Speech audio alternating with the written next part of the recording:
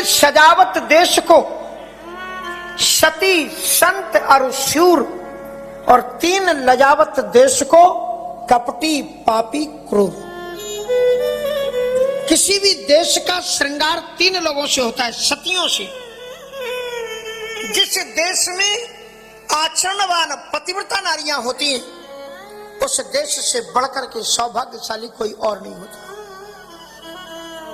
इसलिए गोस्वामी जी ने लिखा है, धन्य देश ये हमारा भारत दो चीजों से सौभाग्यशाली है। धन्य देश सो जहां सुरसरी, और धन्य नारी पतिव्रत अनुसरी, सती।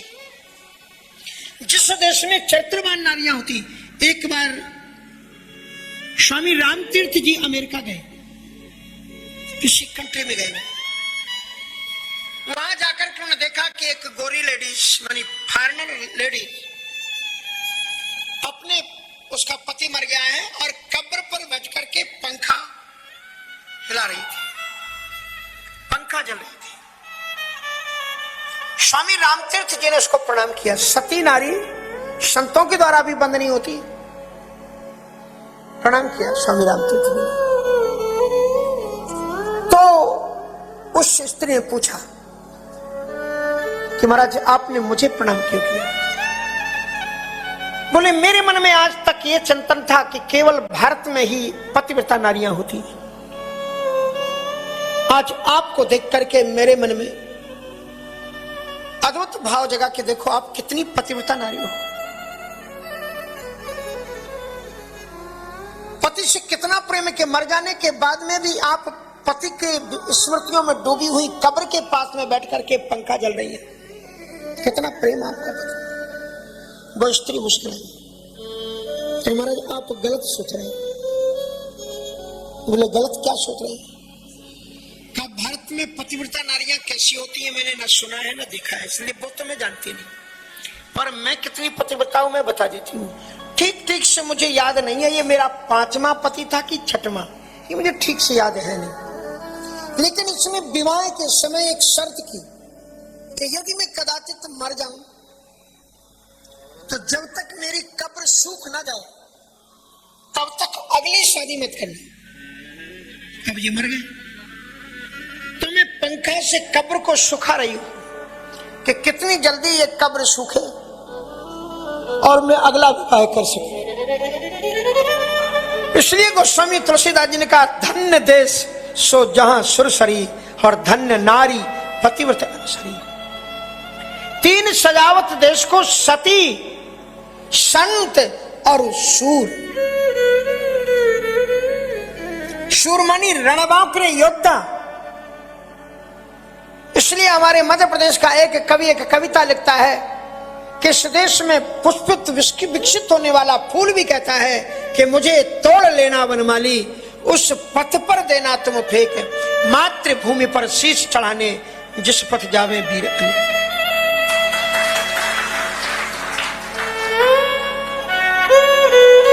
जिस पथ जावे वीर अनेक। इसलिए मैं वंदन करता हूं उन माताओं को, जिन माताओं के बच्चे मिलिट्री में नौकरी लेकर के देश की सीमाओं पर खड़े होकर के अपनी छाती को लगा देते हैं कि तेरा वैभव अमर रहे मां, हम दिन चार रहे न रहे। हे मां भारती, तुम्हारी अजस्रता बनी रहे, हम रहे चाहे न रहे। सुनील जी बता रहे थे कि महाराज हमको ऐसी जगह ड्यूटी दी गई जहां पर 35 डिग्री माइनस में मानी जमा पानी को जमा देने वाली ठंड। जीवन कैसे दिया जाता है? बोले, अब मैं शरीर हूं और सब कुछ तो मां को समर्पित कर चुका हूं, क्योंकि इतनी ठंड में अगर लगातार तुम रह जाओ तो पता लगेगा। मैं ये भूमिका राम कथा में कहां से ले आया? मेरी कोई भूमिका अलग से नहीं होगी। इसलिए बच्चा तुमने पैदा किया है, तुमने पाला पोसा है।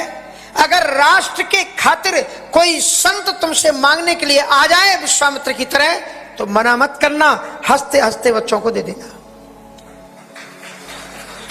दशरथ जी महाराज के सामने विश्वामित्र जी महाराज आ गए। बोले आप राजा हैं? बोले हाँ मैं राजा हूं। राजा को चारों तरफ ध्यान रखना चाहिए। आपको मालूम है ऋषि मुनियों को खा खा करके हड्डियों का ढेर लग रहा है। आपको लगता है महात्मा कुछ नहीं करते? संत ना होते जगत में तो जरवर तो संसार महाराज। इसलिए संतों की रक्षा के लिए, धर्म की रक्षा के लिए अनुज समेत देहु रघुनाथा निश्चर बद में हो सना था। अनुज समेत देहु रघुनाथा निश्चर बद में हो सना था। अनुज समेत देहु रघुनाथा।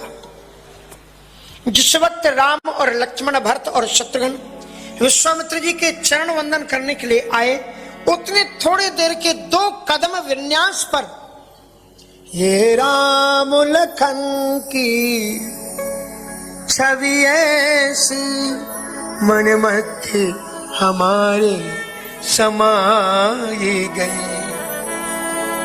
एक कदम भी अगर एक क्षण भी अलग हो जाए, विश्वामित्र जी ने देख लिया कि राम लक्ष्मण से सट जाते हैं, लक्ष्मण राम से सट जाते हैं। ये शरीर तो 2 हैं पर प्राण एक ही है।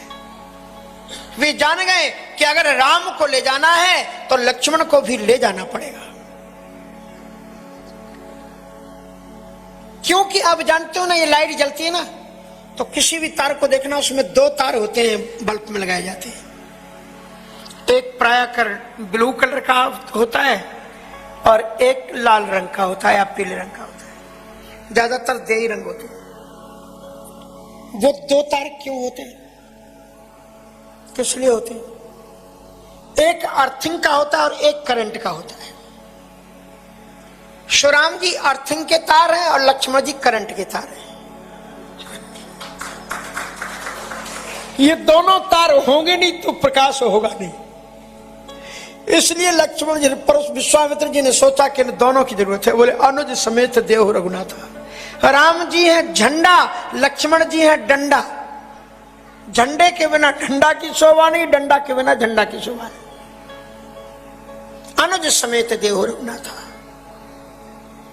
दशरथ जी महाराज पहले तो रोए गए, महाराज क्षमा कर दो, मांगो धन धाम संपत्ति सिगरी, मांगो आज, मांगो परिवार धन धाम सब कुछ मांगिए, मांगो सब काम काज मेरो सरताज सभी, पर प्राणों के प्राण मेरे राम को न मांगिए। दशरथ जी महाराज ने अपनी तलवार रख दी, कहा महाराज आप मेरे सिर को ले लो पर राम को मत लो। तब वशिष्ठ बहु विधि समझावा, तब वशिष्ठ बहु विधि समझावा, नृप संदेह नाश कहूँ पावा, नृप संदेह नाश कह पावा। तब वशिष्ठ जी ने समझाया, महाराज दशरथ जी चिंता क्यों करते हो? श्री राम जी को रामचरितमानस में एक शब्द कम से कम 11 बार कहा गया है, धर्म सेतु। राम जी को सेतु कहा गया है। सेतु वो होता है जो 2 किनारों को जोड़ दे। पुराणों में सुनो तो वशिष्ठ और विश्वामित्र जी की कभी बनती नहीं, पर राम जब आते हैं तो वशिष्ठ जी दशरथ जी के पक्ष में नहीं बोलते, विश्वामित्र के पक्ष में बोलते। तब वशिष्ठ बहुविधि समझावा। बोले महाराज याद कीजिए, जब आपको एक भी संतान नहीं थी तब आप इन्हीं संतों के पास आए थे, और आज इन्हीं संतों ने आपके लिए यज्ञ किया, तप किया, 4 पुत्र पा गए। और आज जब संतों को जरूरत पड़ रही है तो आपने सीधे मना कर दिया कि मेरे पास कुछ नहीं, एक भी पुत्र नहीं दे सकते। दशरथ जी ये राम आपके बेटे नहीं है, ये गलती मत कर बैठना। आपके पास में वो पुरुषार्थ ही नहीं था कि तुम बच्चे को जन्म दे पाते। ये तो जो यज्ञ भगवान ने प्रसाद दिया, उसी प्रसाद को ग्रहण करके माताएं गर्भवती हुई हैं और उसी से 4 पुत्र हुए। और विश्वामित्र जी कोई अपने लिए बच्चा मांगने नहीं आए, राम के जो वास्तविक पिता राम लक्ष्मण के जो यज्ञ नारायण भगवान हैं उनके ऊपर संकट है, इसलिए इन्हें अपने पिता की रक्षा करने के लिए जाने दो, ये अपने बाप के पास जाने दो। और तब वशिष्ठ बहुविधि समझावा, निप संदेह नासिका पावा, और राम और लक्ष्मण उनके साथ में आते हैं। ध्यान रखना है।